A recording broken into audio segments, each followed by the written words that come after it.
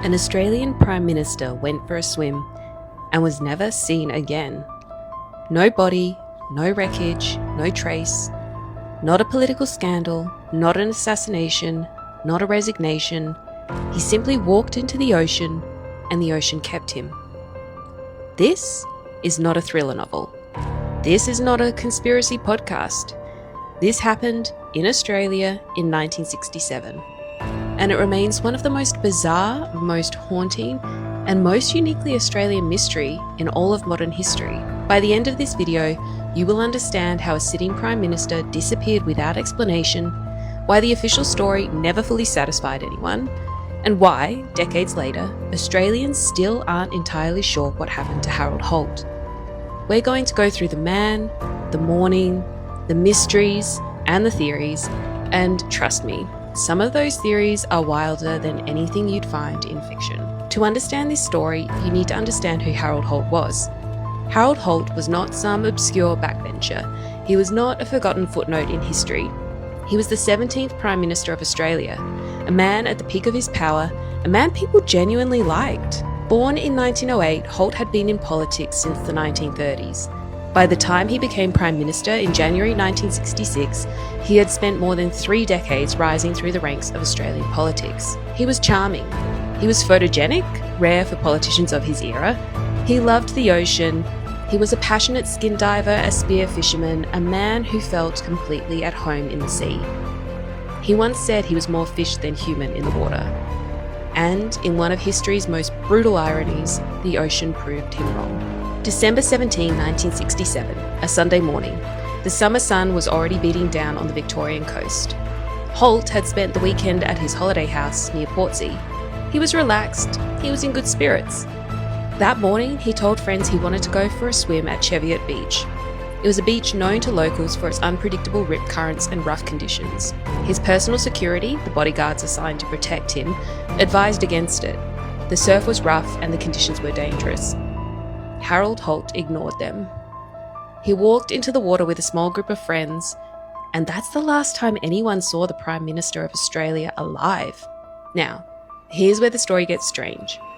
The people with Holt that morning described him swimming strongly at first and then being pulled out by the current. One moment he was there, the next, he wasn't. They raised the alarm. Within hours, Australia launched one of the largest search operations in its history. Royal Australian Navy divers, army helicopters, police boats, civilian volunteers, they searched the waters around Cheviot Beach for days. They found nothing. No body, no clothing, not a single piece of physical evidence. After 10 days, the official search was called off, and Australia found itself confronting an absolutely extraordinary situation. The Prime Minister was simply gone. Now, in most countries, this story would end there. Tragic accident, presumed drowned, funeral with an empty coffin, memorial, page in the history books. But wait, Harold Holt had no funeral. Not for a long time. Because without a body, officially, there was no confirmation of death. Australia's Prime Minister was technically listed as a missing person. Let that sink in. The leader of an entire country, a G10 ally of the United States during the Cold War, during the Vietnam War, missing. And that context, the Cold War, the Vietnam War, the geopolitics of 1967, is exactly why the theories didn't stop at he drowned. Because some people started asking, what if Harold Holt didn't drown at all? To understand why the conspiracy theories gained traction, you need to understand something about Harold Holt that most people outside Australia don't know. He was complicated. Publicly, Holt was the man who said, "all the way with LBJ," a phrase that made him enormously popular with the Americans and intensely controversial at home. He was the Prime Minister who doubled Australia's military commitment to Vietnam. He was fully, completely, enthusiastically aligned with American foreign policy. But behind that public image, Holt was also a man with secrets. He had a complicated personal life. He had financial difficulties, debts, obligations, pressures that weren't publicly known at the time. He had been suffering from a shoulder injury so serious it was affecting his ability to swim. Several people close to him later recalled that in the weeks before his disappearance, he had seemed tired, distracted, under enormous pressure. The man who walked into the ocean at Cheviot Beach was not the same carefree skin diver of his younger years. So the official explanation that he drowned due to rough conditions and was swept out to sea is actually entirely plausible. Men in their late 50s with shoulder injuries, swimming in rough surf at a beach known for dangerous currents, they don't always make it back. But the absence of a body, in a disappearance this public and this closely watched, left a door open. And through that door walked some of the most extraordinary conspiracy theories in Australian political history. Let's go through them because they are extraordinary. Theory number 1, he faked his own death. Some believed Harold Holt, exhausted by political pressure, personal problems, and the weight of the Vietnam War commitment, simply staged his disappearance. That a boat was waiting offshore, that he slipped away while his companions were distracted by the surf, that he lived out the rest of his life somewhere, South America, Europe, Southeast Asia, under a false identity. It sounds like a thriller novel, and frankly, no solid evidence has ever supported it. But it doesn't end there. Theory number 2. He was picked up by a Chinese submarine. In 2005, an Australian writer named Anthony Gray published a book titled The Prime Minister Was a Spy. Gray's claim that Harold Holt had been a Chinese intelligence asset since the 1930s, that his entire political career, including his enthusiastic support for American policy, was a cover, and that on the morning of December 17, 1967, a Chinese submarine surfaced off Cheviot Beach and Harold Holt swam out to meet it. He was then taken to China, Gray claimed, where he lived under protection. Now, was any of this proven? No.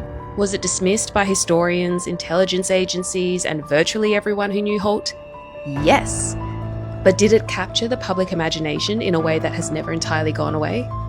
Absolutely. Here's what makes it so compelling. Not because it's true, but because of the context in which it emerged. The Cold War was at its height. Vietnam was tearing Western societies apart. Intelligence agencies were running covert operations across the entire Pacific. Politicians were being revealed years later as double agents across Europe, America, the British establishment. In that world, a Chinese spy at the heart of Australian government wasn't just fantasy. It was the kind of thing that had already happened in other countries to other politicians. So people wondered. Theory number 3. He was extracted by the CIA. A smaller subset of theorists went the other direction entirely. Not Chinese spy, but American asset. The argument that Holt had been deeply embedded in American intelligence operations in the Pacific, that he knew too much, that when his health began to fail and the risk of exposure grew, American intelligence arranged a quiet exit. Again, no evidence, but again, the context of 1967 made nothing impossible. And finally, theory number 4, the simplest, the least glamorous, and probably the most accurate. He drowned.